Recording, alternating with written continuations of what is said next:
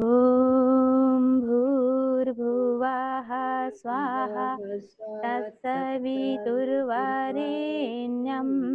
भर्गो देवस्य धीमहि धियो यो नः प्रचोदयात्।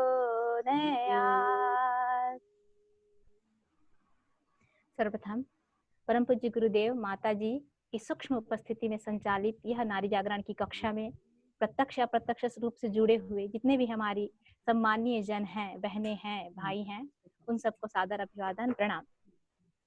आज की जैसे कि कक्षा कुंती दीदी ने पृष्ठ यहाँ पर भूमिका के रूप में कह दिया है कि आज की जो कक्षा है वो स्वास्थ्य के ऊपर है। तो स्वास्थ्य के ऊपर है, आयुर्वेद के ऊपर है, औषधि के ऊपर है। तो मैं सबसे पहले कक्षा शुरू करने से पहले मैं अपने दृष्टिकोण से जिनको सबसे बड़े आयुर्वेदाचार्य समझती हूँ, औषधि विशेषज्ञ समझती हूँ, उनको याद करते हुए छोटी सी उनकी घटना को मैं आपके समक्ष रखना चाहूंगी। उसके बाद मैं इसमें आगे बढ़ूंगी। तो बात है 1 शताब्दी पूर्व की बात है, एक सेंचुरी जब 100 साल पहले की हम बात करते हैं, तब कुष्ठ नामक एक रोग होता था। अब तो नहीं है, लगभग खत्म हो चुका है कुष्ठ। तो उस समय कुष्ठ रोग एक होता था जिसको अछूत का रोग कहा जाता था, और गांव में जिसको भी ये हो गया हो तो उसको गांव से बाहर एक झोपड़ी बनाकर उनको रख दिया जाता था, और कोई उनसे मिलते नहीं थे, उनको मरने के लिए छोड़ दिया जाता था।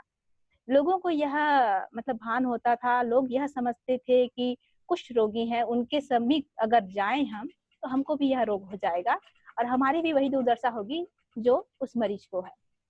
ऐसे कंडीशन में मैं उस बालक का नाम आपको बताना चाहूंगी। बालक के बारे में पहले उसके बारे में बताऊंगी, फिर उसका नाम। वैसे नाम से आप अवगत हो ही जाएंगे। एक छोटा सा बालक था, 100 साल पहले की घटना है। जब उसको यह मालूम हुआ कि उसके घर में काम करने वाली अम्मा जी हैं, वो कुछ दिनों से आ नहीं रही हैं। लोगों को इसके बारे में कोई खबर नहीं थी कि अम्मा आई ना आई, किसी को कोई मतलब नहीं।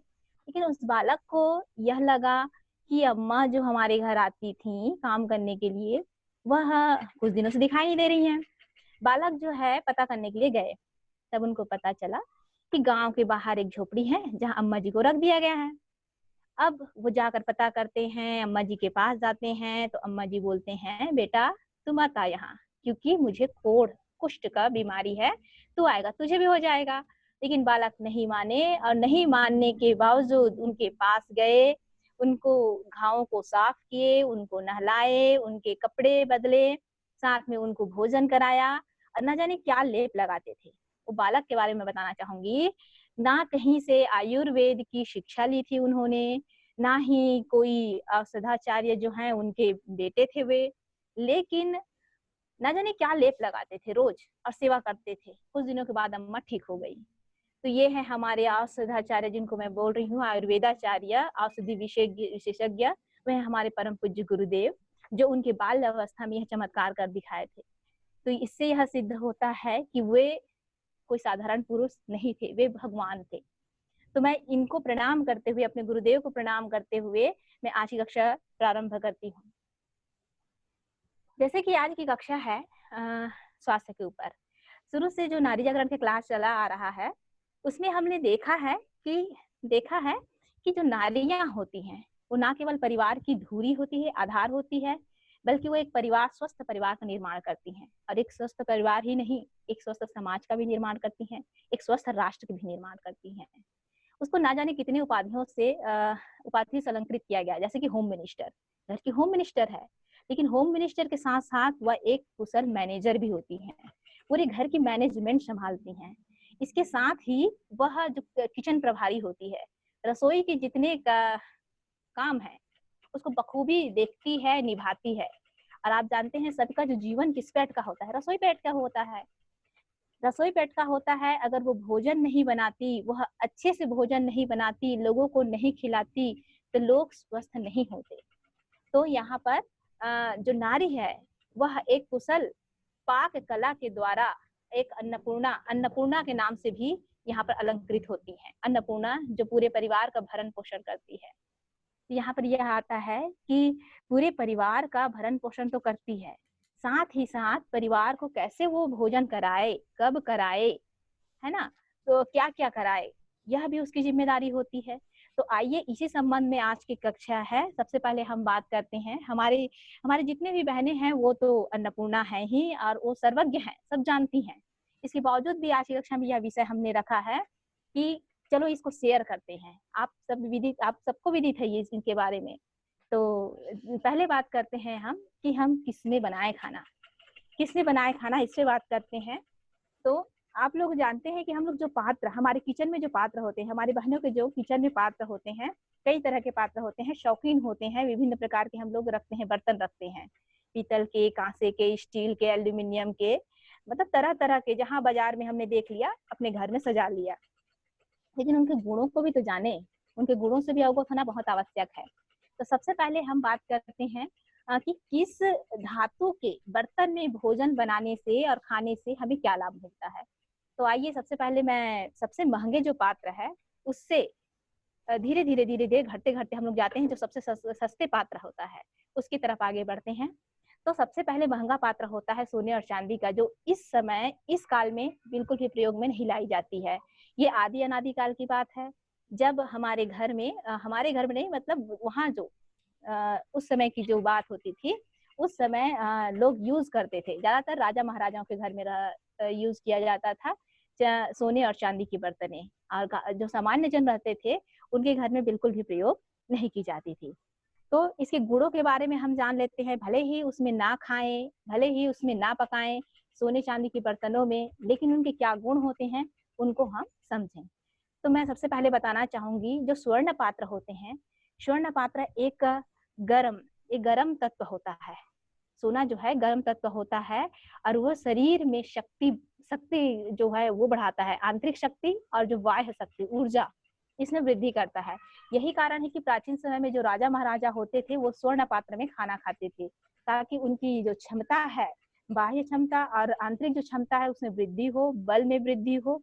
ये काम करता है स्वर्ण पात्र में। साथ में नेत्र की जो ज्योति होती है उसको भी बढ़ाने में ये स्वर्ण पात्र बहुत ही ज्यादा सहयोगी होता है। उसके बाद हम जाते हैं चांदी के पात्र की बात करते हैं। चांदी के जो तत्व है, वो धातु है चांदी, वो धातु शीतलता प्रदान करती है, ठंडा धातु है। तो जैसे ही उसके नाम से जैसे लग रहा है कि शीतलता आ गया है, मतलब ये बुद्धि को शांत करने का काम करती है। अब बुद्धि शांत होती है मतलब समझ में विकसित होता है। तो जो चांदी के पात्र में जो भोजन करते थे उनकी समझ ज्यादा ही ज्यादा विकसित होती थी, रक्त की जो संचार है उसमें वृद्धि होती थी। इसके साथ ही साथ वो उसके नेत्र की ज्योति में भी वृद्धि होती थी। तो इस तरह से चांदी के पात्र में खाने से, भोजन करने से ये सारी चीजें हमको वरदान स्वरूप मिलता था, ये सारे फायदे होते थे। अब ये तो हो गया प्राचीन काल की बात, और अब तो ये दोनों सोने चांदी मिलते नहीं। तो अब हमारे रसोई में जो है उनके बारे में बात कर लेते हैं। हमारे सबके रसोई में प्रायः मिलता है कांसे का पात्र। कांसे के बर्तन में हम खाना तो नहीं बनाते हैं, लेकिन अगर खाना बनाएं तो ये सबसे अच्छी बात है, क्योंकि कांसे के बर्तन में भोजन बनाने से हमारा जो पौष्टिकता होती है, खाने की जो पौष्टिकता होती है, वो केवल और केवल 3% ही नष्ट होता है। बाकी जो 97% है वो हमको मिलता है। इसलिए कांसे का बर्तन हमारे लिए बहुत ही फायदेमंद है। इसके साथ ही कांसे के जो पात्र में खाना खाने से और खाना पकाने से रक्त शुद्धि होती है। हमारे शरीर के जो रक्त है उसमें शुद्धिकरण होता है, बुद्धि बढ़ती है, ये फायदेमंद है। इसके साथ साथ यह भी आवश्यक है कि जो कांसे का बर्तन होता है उसमें बिल्कुल भी खटाई नहीं खाना चाहिए, क्योंकि जो खटाई होता है और कांसे, ये दोनों एक दूसरे से क्रिया करता है और विषाक्त हो जाता है। तो हमें यह जानकारी होनी चाहिए कि कांसे के बर्तन में कभी भी खटाई सब्जी या खटाई कोई भी डिश नहीं खाना चाहिए। अब इसके बाद जाते हैं पीतल की ओर। पीतल जैसे कि खाने बनाने के लिए बहुत घरों में यूज किया जाता है, अभी भी किया जाता है, पीतल जैसे नाम से है। तो पीतल में अगर हम खाना बनाते हैं पीतल में, तो जो और खाते हैं तो कृमि, पेट की जो कृमि है वो नाश होता है, पेट की कृमियां नाश होती है, ये भी बुद्धिवर्धक है। और साथ ही इसमें भोजन बनाने से 7%, मतलब 7% है वो पौष्टिकता खत्म हो जाता है। देखिए इसके पहले हमने क्या कहा था, कांसे, कांसे में खाने की जो पौष्टिकता है वो 3% खत्म होता है और पीतल में 7%। तो इसमें हमको 93% जो है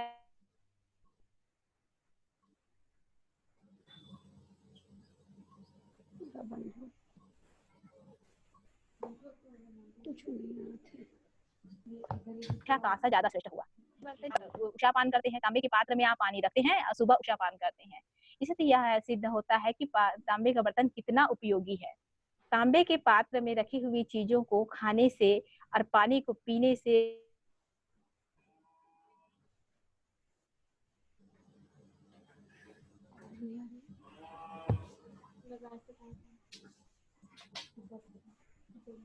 रात के समय रखते हैं, लेकिन उसको खाली, क्योंकि जो हमारी जो पृथ्वी है वो पृथ्वी ऊर्जा का केंद्र है, समस्त ऊर्जा का केंद्र माना जाता है, केंद्र बिंदु। सारी शक्तियों को अपने अंदर सोख लेती है धरती। तो अगर हम तांबे के पात्र में पानी रखकर जमीन में रख देते हैं तो उन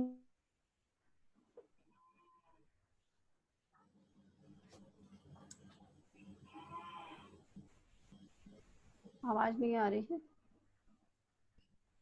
के पात्र में, तो कोशिश यह है जिसको आप पानी है वे हमारे शरीर को बहुत ही ज्यादा फायदा देता है, पाचन शक्ति बढ़ाता है, निरोगी बनाता है। और साथ में यह भी ध्यान देने बात है कि इसमें दूध नहीं पीना चाहिए। तांबे के जो पात्र है उसमें दूध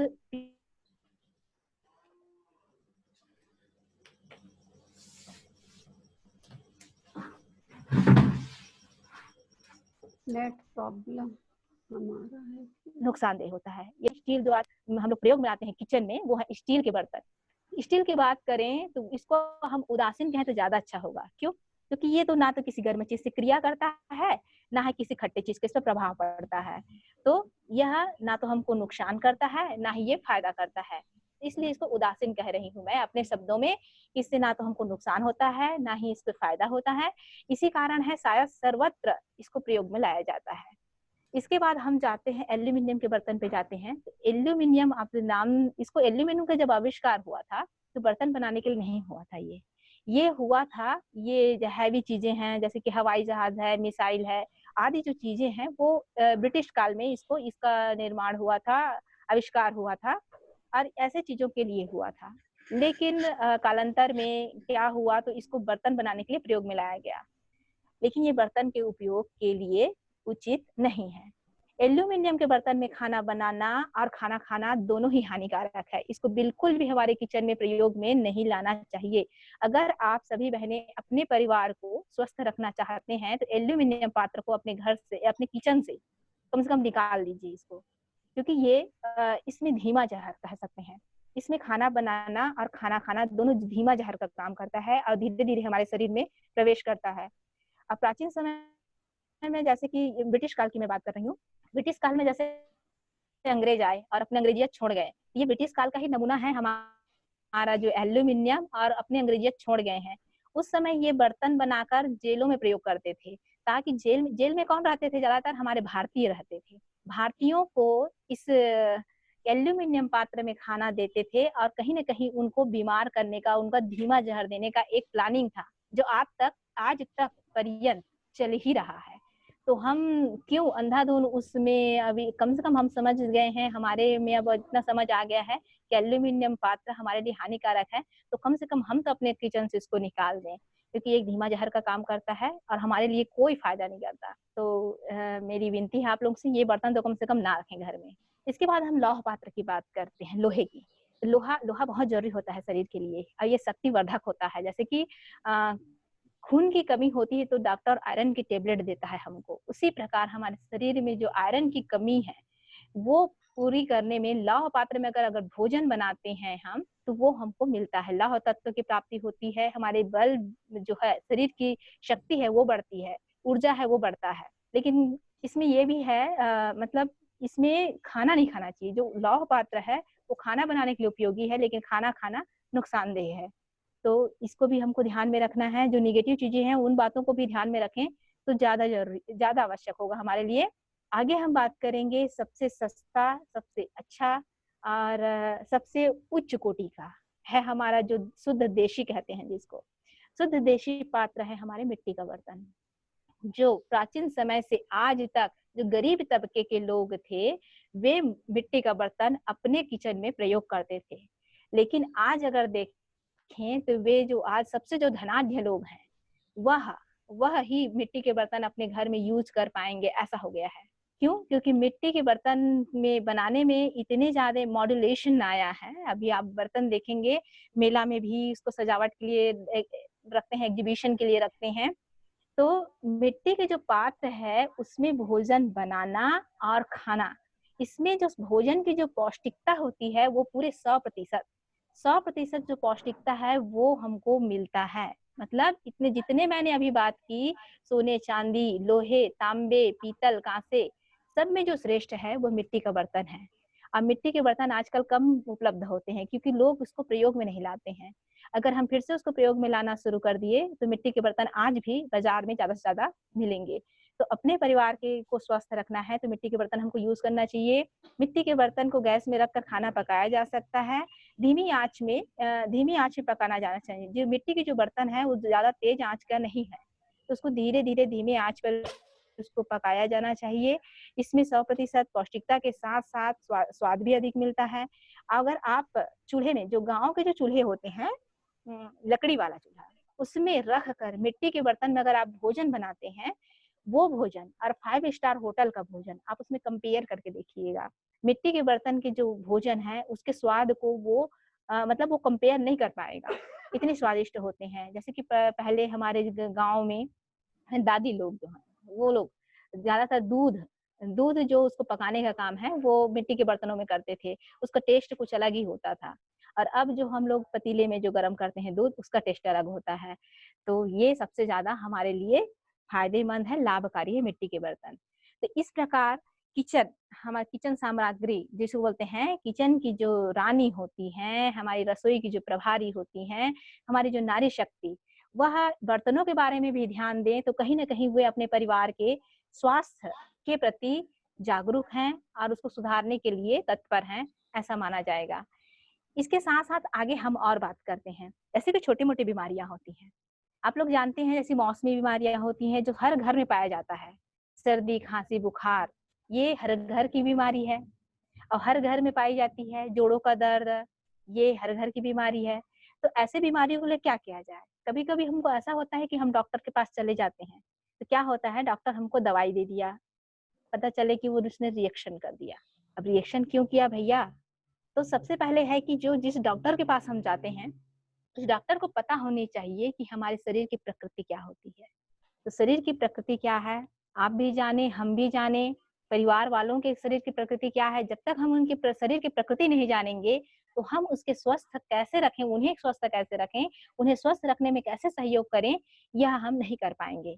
तो हमारी बहनों के लिए यह जानना आवश्यक है कि हमारे शरीर की प्रकृति क्या है, हमारे परिवार के सदस्यों की, सारे सदस्यों की शरीर की प्रकृति क्या है, ताकि हम उनके अनुरूप ही उनको दवाइयां दे सकें, उनको भोजन दे सकें, तब वे स्वस्थ रहेंगे।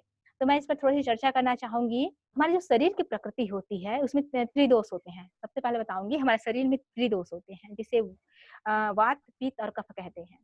और जैसे कि आप जानते हैं कि जो हमारा शरीर है वो 5 एलिमेंट से बना हुआ है, 5 तत्वों से बना हुआ है। क्षिति, जल, पावक, गगन, समीरा कहते हैं। ये आकाश तत्व से बना है, वायु तत्व से बना है, जल तत्व से बना है, अग्नि तत्व से बना है और भूमि तत्व से, मिट्टी से बना है। ये 5 तत्व से हमारा शरीर बना है। अगर ये पांचों तत्व संतुलित होते हैं हमारे शरीर में तो हमारा शरीर बिल्कुल स्वस्थ होता है। आज जो हमारे त्रिदोष है, वात, पित्त और कफ, ये भी अगर संतुलित हैं तो हमारे शरीर स्वस्थ होता है। लेकिन ये ऐसा नहीं होता है, ऐसा नहीं होता है सबके साथ। सबके जो ये त्रिदोष है ये नहीं संतुलित भी नहीं होता है, ना ही ये जो 5 एलिमेंट्स मैंने बताया, क्षिति, जल, पावक, गगन, समीरा, ये भी संतुलित नहीं होता है।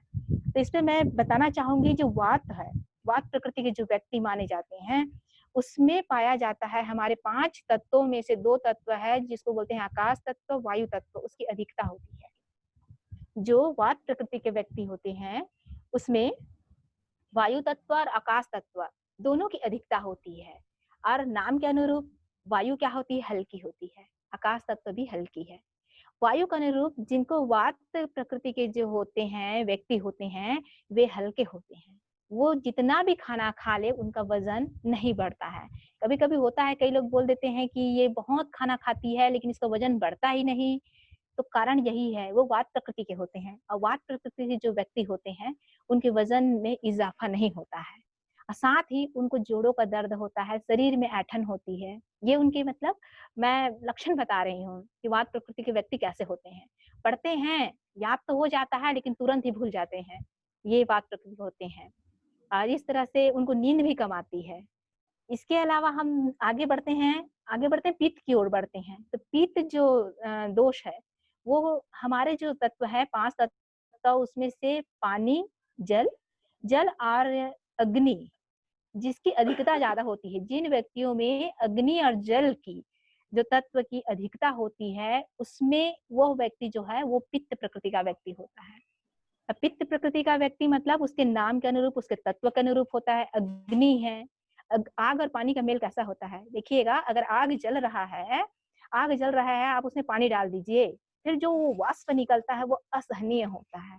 ठीक उसी प्रकार जो पित्त प्रवृत्ति के व्यक्ति होते हैं, वे होते हैं एकदम भड़काऊ होते हैं, क्रोधी होते हैं, गुस्से वाले होते हैं।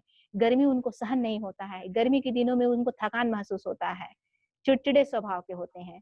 और निर्णय क्षमता उनकी कम होती है क्योंकि गुस्से में रहते हैं, दिमाग शांत नहीं होता। ये पित्त प्रवृत्ति के व्यक्ति होते हैं। तीसरा दोष है हमारा कफ।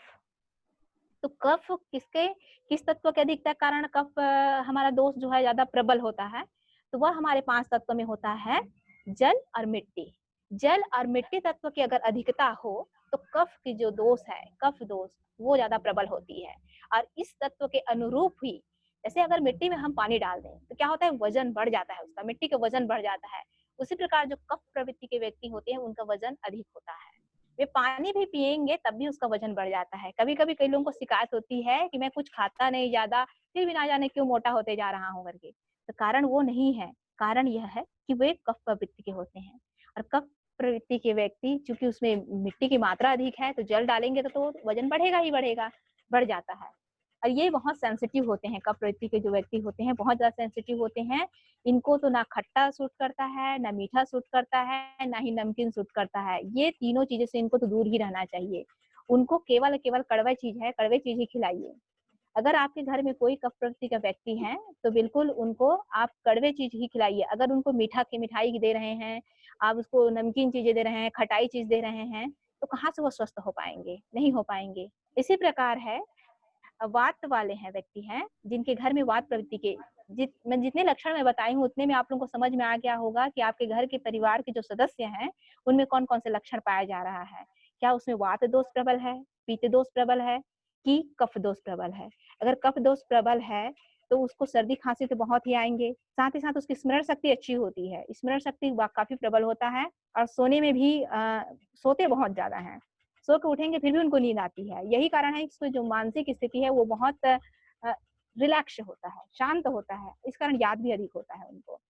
तो आप लोग देखिएगा अपने घर में, अगर वात प्रवृत्ति के व्यक्ति आपके घर में हैं, आपके बच्चा है कोई, आपके हस्बैंड है या कोई आपकी बहन है, कोई भी हो, तो कोशिश करिए उनको दिन में बार बार खाना खिलाइए, उनको उपवास रहने ना दीजिए, है ना। परिवार के स्वास्थ्य को निर्माण करना है हमको, तो हमारी जिम्मेदारी हो जाती है कि उनको थोड़ी थोड़ी देर में खाना दें, थोड़ा थोड़ा खाना दें, लेकिन थोड़ी थोड़ी देर में दें। उनको खाली पेट बिल्कुल ना रहने दें, नहीं तो फिर उनके शरीर में जो दर्द है वो दर्द बढ़ जाएगा। साथ में उनको शिकायत होती है, कई माओं को शिकायत होती है कि हमारे बच्चा पढ़ता है लेकिन भूल जाता है, पढ़ता है लेकिन भूल जाता है।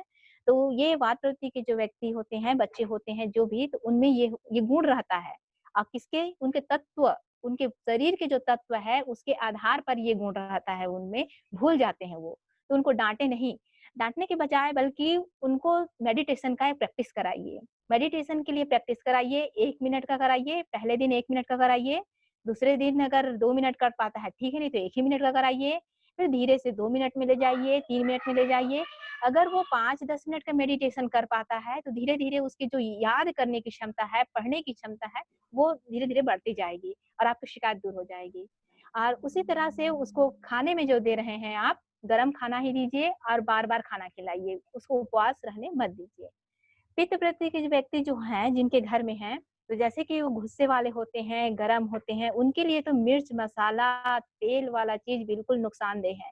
आप अपने बच्चों को, आपके बच्चा है बहुत पित्त प्रवृत्ति का व्यक्ति है, दोष ज्यादा है, पित्त दोष ज्यादा है, और आप अपने बच्चे को रोज तले भूंजे चीज खिलाए जा रहे हो, तो ऐसे में क्या होगा, उसका शरीर में सुधार नहीं होगी, बल्कि वो बिगड़ते जाएगा। तो ऐसे कंडीशन में आपको ध्यान रखना है कि आपके परिवार का कोई सदस्य पित्त दोष से प्रभावित है, तो उसको ठंडी चीज खिलाइए, ज्यादा से ज्यादा ठंडे चीज खिलाइए।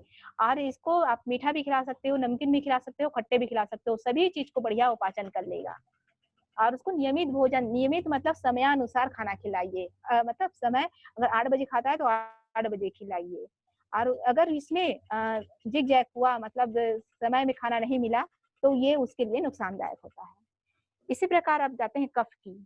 जिनके घर कफ प्रवृत्ति के जो व्यक्ति हैं, तो आप उनके सेहत पे खास ध्यान रखिए, क्योंकि उसको ना तो मीठा लेगा, ना खट्टा लेगा, ना ही नमकीन लेगा, सिर्फ कड़वा लेगा, सिर्फ गर्म खाना खा सकता है। और इधर उधर का खाना बिल्कुल उसको सूट नहीं करेगा, उसका तबियत जल्दी बिगड़ेगा।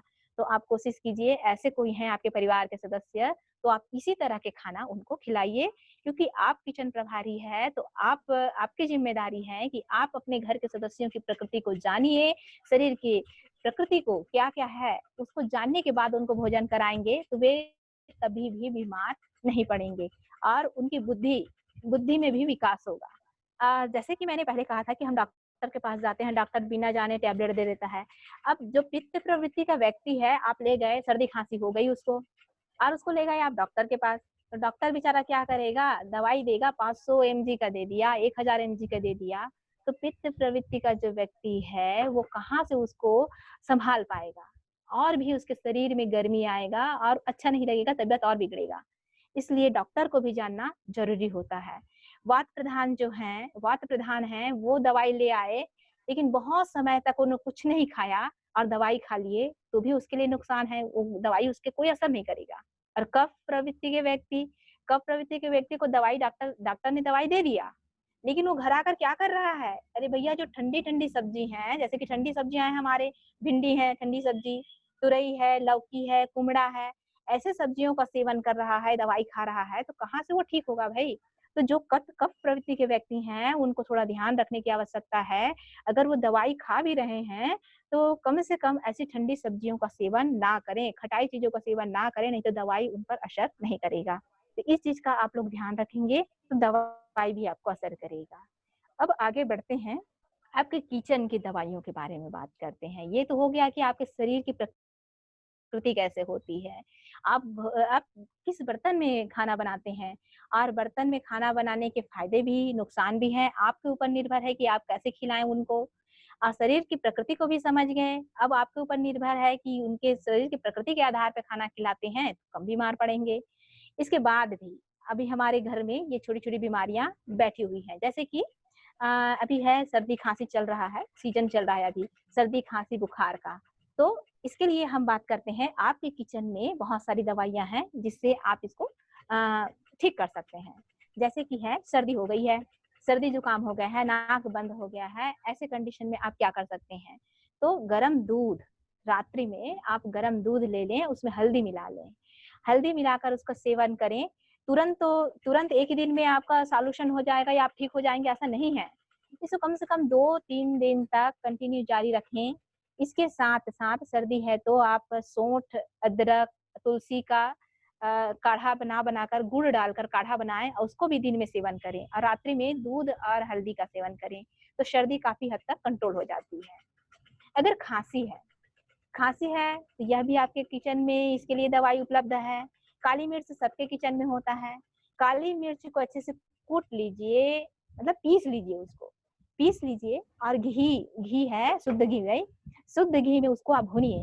भूनने के बाद उसमें शहद मिला लीजिए और दिन में अगर 1-1 चम्मच करके 3 बार आप लेते हैं, 3 बार लेते हैं, तो 2-3 दिन में आपकी खाँसी कहीं दिखाई नहीं देगा, वो चला जाएगा। तो इस प्रकार एकदम शर्तियाँ है, ये खाँसी को बिल्कुल ठीक ही कर देता है। करके देखिएगा आप, बिल्कुल अपनाइएगा घर में। और है बुखार। बुखार की बात करते हैं तो आपके किचन गार्डन की ओर जाना पड़ेगा बुखार के लिए। घर में काली मिर्च तो है और किचन गार्डन में हमारे को तुलसी पत्ता मिल जाता है। आप अपने घर में गमला गमला में या आंगन में लगाइए, गिलोय लगाइए, चिरायता लगाइए, ज़रूरी है। ये छोटी-छोटी औषधि का पेड़ है, लगता है छोटा है लेकिन गुण इनके बहुत बड़े-बड़े होते हैं। तो ये लगाइए, क्योंकि बुखार में गिलोय बहुत ही शर्तियाँ जो दवाई बोलते हैं उसका काम करता है। आप ले लेंगे, 10 तुलसी पत्ते ले लीजिए, 6 नग ले लीजिए, काली मिर्च ले लीजिए, गिलोय की पत्तियाँ ले लीजिए, चिरायता है तो डाल लीजिए और उसको उबालिए। लगभग 5 कप पानी में उसको उबालिए उबालिए और तब तक उबालते रहिए जब तक वो 1 कप ना हो जाए। फिर उसमें थोड़ा-सा गुड़ मिला दीजिए या तो मिश्री मिला लीजिए और उसका सेवन करिए। ये काढ़ा बुखार के लिए बहुत ही कारगर सिद्ध होता है। इसको 2 टाइम सुबह-शाम लिया जा सकता है 1 दिन में, और इस प्रकार जब तक बुखार पूरा खत्म ना हो, उसको लगातार 3 दिन 4 दिन तक ले सकते हैं, तो जड़ से बुखार आपका खत्म हो जाएगा। ये हमारे किचन गार्डन की बात हुई। अब इसके बाद जोड़ों के दर्द की बात करते हैं, सब घर की बीमारी है। वैसे जोड़ों के दर्द के बारे में बात करूँ तो सबसे पहले ये होता है कि जोड़ों का दर्द क्यों होता है? आप लोग जानते हैं, इसके भी पूर्व क्लास स्वास्थ्य का हुआ था, तो उसमें बताया गया था कि जोड़ों के दर्द के कारण कई कारण होते हैं। जैसे वात प्रवृत्ति के व्यक्ति हैं, उनको ज़्यादातर जोड़ों का दर्द होता है।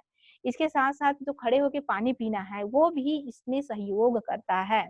जो खड़े होके जो पानी पीते हैं, बचपन से पीते-पीते आते हैं, तो वो कहीं न कहीं क्या होता है, सीधे खड़े होकर पानी पीते हैं तो पानी सीधा-सीधा चला जाता है, और जो गैस है वो कहाँ जाएगा? वो जाकर हमारे जोड़ों में जाके घुस जाता है।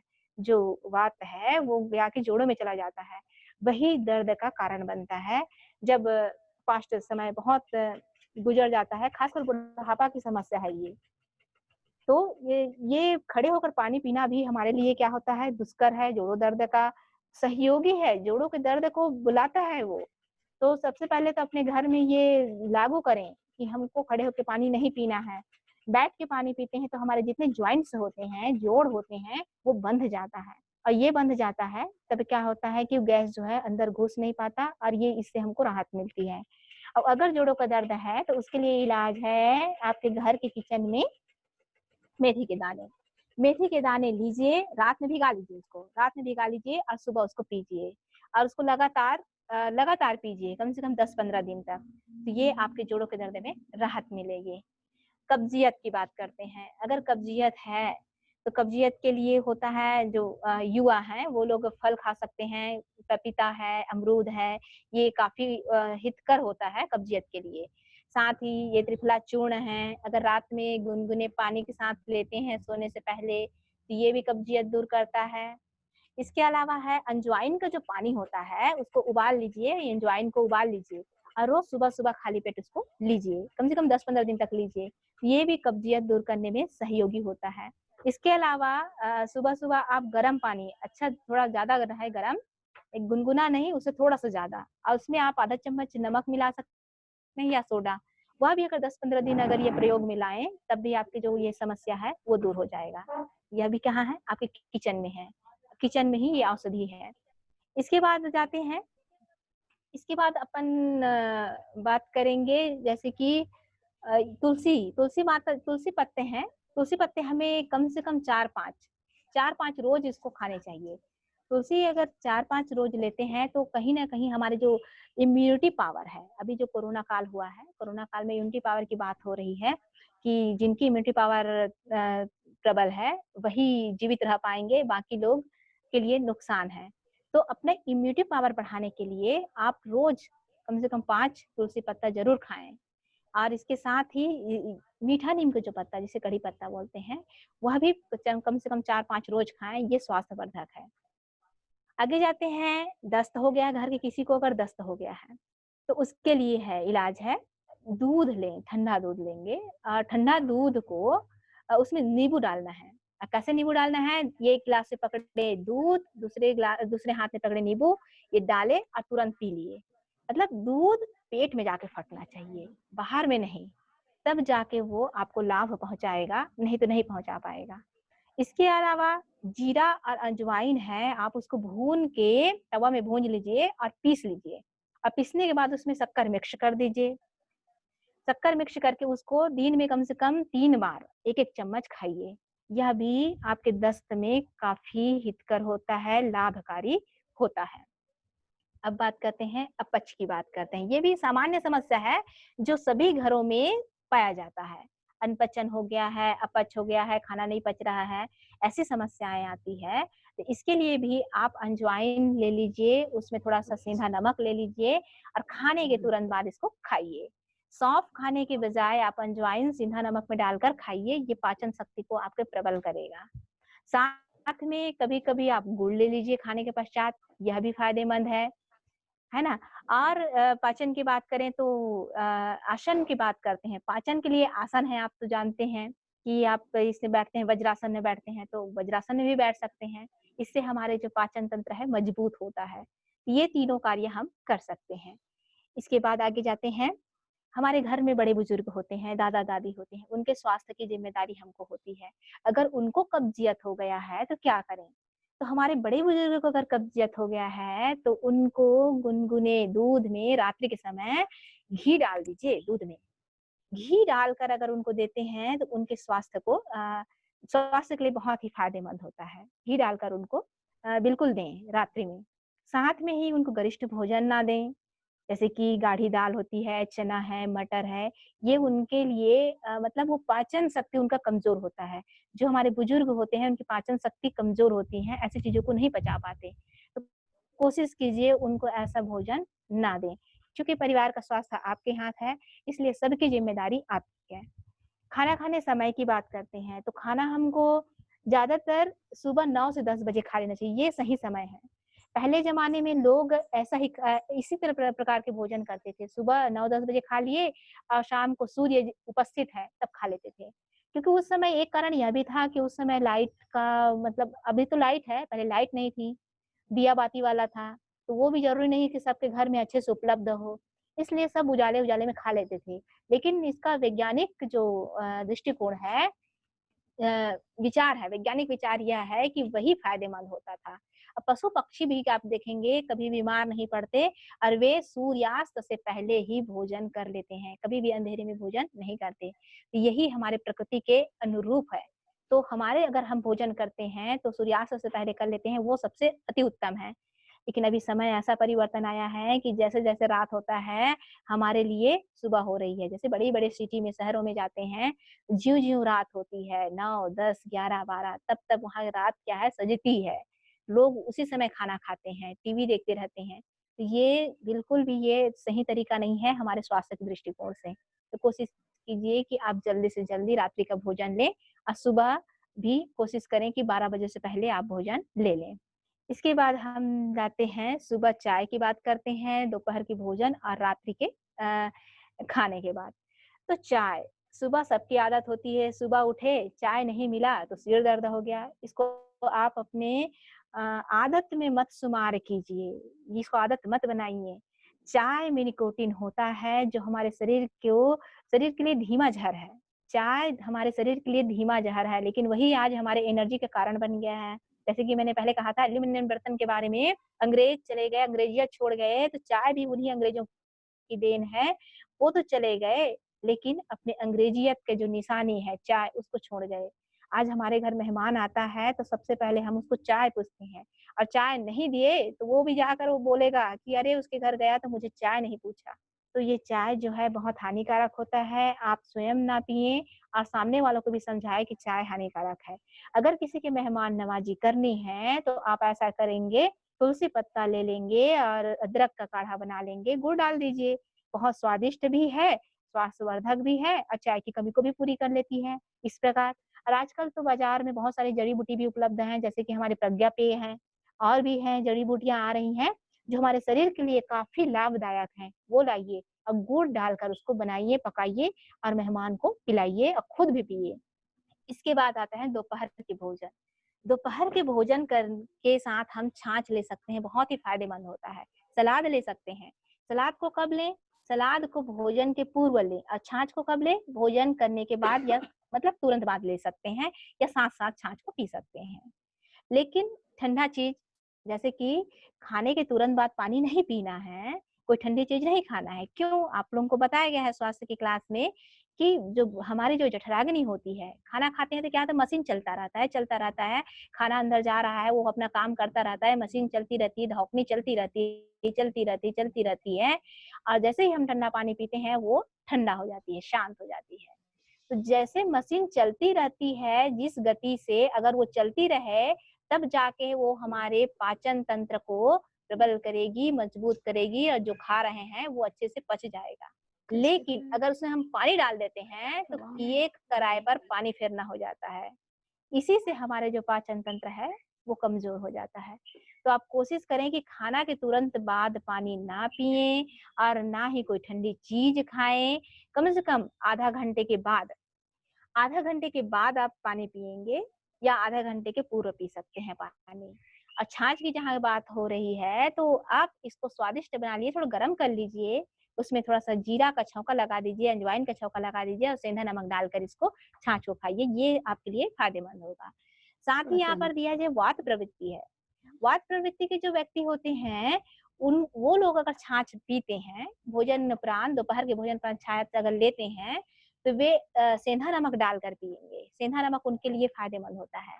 लेकिन जो पित्त प्रवृत्ति के जो व्यक्ति होते हैं, पित्त दोष जिनमें ज्यादा प्रबल होता है, वे कोई मीठा डाल सकते हैं उसमें, छाछ में आप मीठा डाल लीजिए, जैसे कि मिश्री डाल लीजिए, तो वो आपके लिए फायदेमंद होगा। लेकिन जो कफ प्रवृत्ति के जो व्यक्ति हैं वो बिल्कुल भी छाछ ग्रहण ना करें।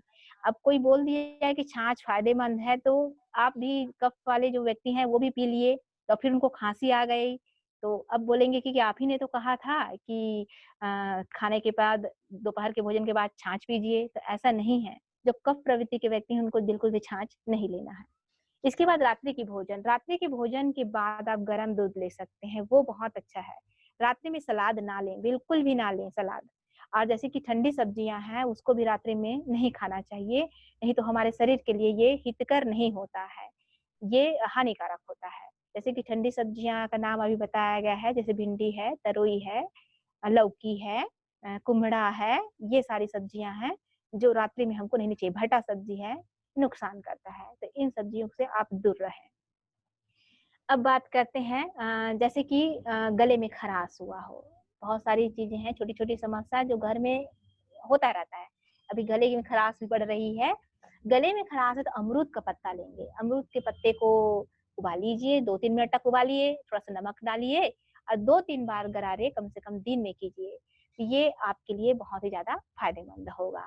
ये छोटी छोटी चीजें हैं जिसको आप घर में प्रयोग करेंगे और अपने घर के सदस्यों को स्वस्थ बना सकेंगे। तो जैसे मैंने कहा कि आपको कि पहले आप अपने परिवार के जो सदस्य हैं उनके शरीर के प्रकृति को पहले समझ लीजिए और प्रकृति के अनुरूप उनको अगर भोजन देते हैं तो उनको कोई भी बीमारी नहीं होगी। और छोटे छोटे आसन भी हैं उनको भी कर सकते हैं। इसके अलावा आगे हम जा सकते हैं। देखिए आगे कुछ खाने ऐसे होते हैं जो बेमेल होते हैं, बेमेल हो सकते हैं। जैसे कि एक घटना है अभी अभी की, मतलब आजकल क्या होता है, एक व्यक्ति जाते हैं डॉक्टर के पास, सिर दर्द था उनको, तो डॉक्टर बोलते हैं उसके कंपाउंडर रहते हैं, बोलते हैं कि डॉक्टर साहब कहाँ हैं, मुझे बहुत सिर दर्द हो रही है। तो कंपाउंडर का कहना था, भैया डॉक्टर साहब को बहुत तेज सिर दर्द था, सामने वो वहाँ क्या बोलते हैं, सामने एक दुकान था, कॉफी का दुकान था, तो बोलते हैं कि कॉफी पीने गए हैं। तो देखिए डॉक्टर कहाँ गए हैं, कॉफी पीने गए हैं। और सिर दर्द का इलाज किसमें कर रहे हैं, वो बहुत सारे टेबलेट से कर रहे हैं, ये होता है। एक व्यक्ति होटल गया है, तो होटल में लिखा था, बाहर में बोर्ड लिखा था कि शुद्ध शाकाहारी भोजन, घर जैसा भोजन। अब अंदर गए खाना खाने के लिए, वो लोग कुछ देर के बाद वो होटल के मालिक हैं, उनके लिए एक टिफिन आया। तब पूछा गया कि ये टिफिन किसके लिए है, तो वो वहाँ के जो वेटर था वो बोलता है कि ये जो मालिक है उनके लिए है, घर से आया है। तो यहाँ पर भी देखिए ये मेल नहीं खा रहा है। आप बाहर में बोर्ड लगा दिए हो घर जैसा भोजन, लेकिन आपके लिए स्वयं घर से खाना आ रहा है, तो कैसे सिद्ध करोगे कि ये घर जैसा भोजन है, तो बेमेल हो गया। उसी प्रकार हमारे खाने में भी कुछ बेमेल होता है, जैसे कि हम बोलते हैं कि एक साथ जैसे नहीं खाना चाहिए। आप जानते हैं दूध में कितने सारे विटामिन होते हैं, प्रोटीन होते हैं और हमारे शरीर के लिए कितना लाभदायक है। बच्चों को दूध पीना चाहिए, बड़ों को भी पीना चाहिए, ये बुद्धिवर्धक होती है। लेकिन भैया आप दूध के साथ केला को मिक्स करके पी रहे हो, तो कहाँ का ये इंसाफ है, ये तो आपको शरीर को नुकसान ही करेगा। तो दूध में कभी भी केला को मिक्स करके ना खाएंगे। दूध के साथ नमक वाली चीज बिल्कुल भी ना ग्रहण करें, नहीं तो हमारे शरीर को नुकसान होगा।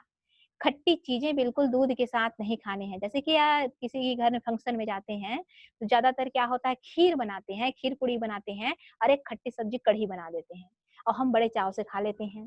लेकिन ये दोनों एक साथ अगर हमारे शरीर में जाता है तो हमारे शरीर के लिए नुकसानदायक होता है। फिर घर आके हम कहते हैं कि कैसे मुझे अच्छा नहीं लग रहा है, उसके घर खाई तो क्या हो गया। तो कुछ नहीं हुआ भैया, आपने दूध और वो कढ़ी एक साथ ले लिया, इस कारण ऐसा लग रहा है, ऐसा होता है। इसके साथ दूध के साथ जो सब्जी है, कटहल की सब्जी हमको नहीं खानी चाहिए, वे भी बेमेल है उसके साथ। इसके साथ है प्याज से बनी हुई चीजें, ये नुकसान करता है। तो कभी भी दूध के चीजों के साथ में प्याज से बनी हुई सब्जियां या प्याज को नहीं खानी चाहिए। साथ ही कटहल की सब्जी नहीं खानी चाहिए और खट्टा तो बिल्कुल भी नहीं खानी चाहिए। अब दही की बात करें तो दही को कभी भी गर्म करके नहीं खानी चाहिए। नहीं तो उसमें जो जीवाणु जो होते हैं, बैक्टीरिया होते हैं, जो हमारे शरीर के लिए फायदेमंद होते हैं, वह वो मर जाता है, खत्म हो जाता है, फिर वो हमारे लिए कोई फायदे का नहीं रहता। उसी प्रकार नमक डाल के नहीं खाना चाहिए दही को। दही में अगर नमक डालें तो वो बैक्टीरिया जो हमारे लिए लाभदायक है वो खत्म हो जाते हैं। तो हमेशा दही को आप खाएं तो शक्कर डाल के ही खाएं, तभी ये हमें हमारे लिए फायदा होता है। छाछ के साथ भी कभी भी केला नहीं खाने चाहिए, छाछ के साथ केला नहीं खानी चाहिए, यह भी हमारे शरीर के लिए नुकसान होता है। इसके बाद हम देखते हैं ये दही के साथ उड़द की दाल भी नहीं खानी चाहिए, ये भी नुकसान होता है, ये नहीं खानी चाहिए। और हमको ये पता होना चाहिए कि हमारे शरीर, देखिए यहाँ पर एक और आ गया शरीर की प्रकृति। हमारे शरीर की दो प्रकृति और होती हैं, अम्लीय होती है, क्षारीय होती है, दो प्रकार की होती है। तो जो शरीर का जो हमारा संरचना है, जो शरीर की जो संरचना है वो 80% क्षारीय होता है, 80% क्षार से बना होता है और 20% जो है वो अम्ल से बना होता है। तो हमको भी इस चीज का ध्यान रखना चाहिए कि जो भोजन हम ग्रहण करते हैं उसमें केवल और केवल 20% अम्ल होना चाहिए और 80% क्या होना चाहिए, क्षार होना चाहिए। अब क्षार क्षार क्या क्या चीज है, अम्ल क्या क्या चीज है, इसके भी हमको पहचान होनी चाहिए। तो क्षार में होती है आपकी सारी जितने हरी सब्जियां हैं वो सारे क्षार में आ जाते हैं। हरे पत्तेदार सब्जियां हैं वो भी क्षारीय होते हैं, दूध है वो भी क्षारीय है, ये ग्रहण कर सकते हैं हम, है ना। ताजा भोजन है, दलिया है, ये क्षारीय है। सूखे मेवे हैं, ये क्षारीय है। ये सारी चीज हमारे शरीर के लिए फायदेमंद होता है, इनको खाते हैं तो कोई नुकसान नहीं होता। फल है उसको खा सकते हैं। तो ये जिस गेहूं है, फल है, चावल है, ये क्षारीय है, इसको हम ग्रहण करते हैं तो हमारे शरीर को फायदा होता है। लेकिन अगर अम्लीय है, खाएं उसको 80% इसको खाएं, अम्लीय भी खा सकते हैं लेकिन जरूरत से ज्यादा उसको ना खाएं। जैसे जरूरत से ज्यादा अम्लीय क्या क्या चीजें हैं तो इसके बारे में हम बात करते हैं। बासी जो चीजें हैं उसको ना खाएं, जो फास्ट फूड है उसको ना खाएं, ये अम्लीय प्रवृत्ति के होते हैं। जैसे कि आजकल मार्केट में बहुत उपलब्ध है क्या बोलते हैं, चिप्स हैं, मिक्सचर हैं, पैकेट बंद हैं, ये सब अम्लीय होते हैं, नहीं खाना चाहिए हमको। बेकरी के सामान होते हैं, बेकरी में क्या क्या मिलता है आपके, ब्रेड मिलता है, जंक फूड मिलते हैं, पिस्ता, बर्गर, पिज्जा, ये क्या बहुत सारी चीजें हैं, ये सारी चीजें नहीं खानी चाहिए हमको। खा सकते हैं लेकिन कम मात्रा में खाएं तो शरीर के लिए नुकसान नहीं होता, लेकिन अधिक मात्रा में खाते हैं तो नुकसानदेह है। अचार मुरब्बा है जिसको हम स्टोर करके रखते हैं, वह भी अम्लीय होता है। तो ऐसे चीजों से हमको बचें। मांस मछली जो होते हैं, ये जो है मद्य, ये सारे चीजें अम्लीय में आते हैं। चाय अम्लीय होता है, कॉफी अम्लीय होता है, इन चीजों से हमको बचना है। जो सारी चीजें हमारे शरीर के लिए फायदेमंद है उसको खाना चाहिए। इस प्रकार से आज हम देखें तो हमारे किचन की हम बात करें तो बहुत सारी चीजों को हमने इसमें समाहित किया जो हमारे किचन के अंतर्गत है। इसके बाहर और भी बहुत सारी चीजें हैं। जैसे कि मैंने कहा कि इसको बताना भूल गई, बाल की समस्या आजकल बहुत है। तो आजकल तो सिकाकाई और रीठा आंवला का समय नहीं रहा, लेकिन अगर उपलब्ध हो पाता है तो बड़ी अच्छी बात है। बालों की अगर समस्या है तो तांबे के पात्र में खट्टा दही रखिए, 2-3 दिनों तक उसको अच्छे से खट्टे और होने दीजिए, उसमें रखे रहिए। फिर उसके बाद आप बालों में लगाइए, कम से कम 1 घंटा रखिए।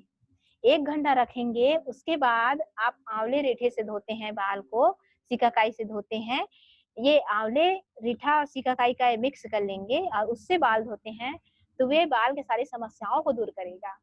अगर हर्रा, जिसे हरण कहते हैं, हरण, वो अगर मिलता है तो उसको भी लगाते हैं तो आपके बाल एकदम काले हो जाएंगे। तो बाल को काला भी करना है तो ये हरण यूज कीजिए, और जो मार्केट में मिलता है उसके अपेक्षा ये ज्यादा मतलब लाभदायक होता है। यह हो गया। और जैसे कि और छोटी छोटी चीजें हैं, खांसी का तो हो गया। जैसे कि कोई नशा छुड़वाना चाहते हैं अपने घर में, जैसे अपने घर आस-पास कोई भी है जो नशा करते हैं, उनको छुड़वाना है, तो उसके लिए है गोमूत्र। गोमूत्र आप यूज़ कर सकते हैं। कप में 1 कप दे सकते हैं। अगर ये उसको नहीं पी पा रहा है ऐसे कंडीशन में घर में आप अदरक, सौंठ का एक काढ़ा तैयार कर सकते हैं। उस काढ़ा को पिलाने का प्रयास कीजिए। धीरे-धीरे, धीरे-धीरे जो जैसे कि उसको शराब पीने की ललक होती है, जैसे शराबी है, शराबी छोड़ना चाहता है तब जाके ये कारगर होगा। और वो शराब नहीं छोड़ना चाहता है, तो आप कुछ भी करें, वो नहीं छोड़ेगा। है ना? चाहे आप गोमूत्र पिलाएँ या उसको अदरक का, सोंठ का काढ़ा पिलाएँ, वो नहीं छोड़ेगा। लेकिन उसके मन में ये भावना आ गई है कि मुझे शराब छोड़ना है, तो उसको यह करके छुड़वाया जा सकता है। तो इस प्रकार हमने घर की छोटी-छोटी चीज़ों से बहुत सारी चीज़ों को बनाना सीखा न मतलब कैसे हम अपने स्वास्थ्य को अच्छा रख सकते हैं, यह हमने जाना। मुझे लगता है कि मैं ही ये चीज़ मैं बता रही हूँ तब आपको पता है, ऐसा नहीं है। हमारे किचन की आप लोग स्टार हैं, है ना? अ अ, किचन स्टार हैं, तो आप लंबे समय तक काम कर रहे हो किचन में और आप लोगों को इससे भी ज़्यादा कुछ जानकारी है।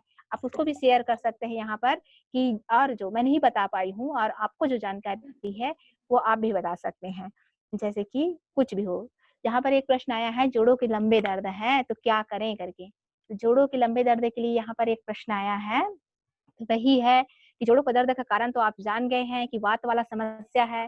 तो वात वाले जितने वात प्रधान हैं, तो कोशिश आप यह करें कि वात के लिए जैसे कि मैंने कहा है कि वात समस्या जिनको होता है, उनको खाली पेट नहीं रहना है। तो आप कोशिश करिए कि आप खाली पेट ज़्यादा ना रहें। आप घुटनों की मालिश कर सकते हैं और किसी अच्छे डॉक्टर से सलाह ले सकते हैं। क्योंकि इतने में लंबे समय का है तो थोड़ा-सा परेशानी हो सकता है, जोड़ों के दर्द के लिए। और अब जो थोड़े-थोड़े सुधार करिए कि बैठकर जो पानी पीते हैं, उसमें आप लाइए कि बैठकर ही हम पानी पिएँ, चबा-चबा कर पानी पिएँ। ज़्यादा जोड़ों पर ज़्यादा हमको ज़ोर नहीं देना है। और इसके बाद जो है आपके स्वास्थ्य सलाहकार जो आपके डॉक्टर हैं, उनसे आप कंसल्ट कर सकते हैं।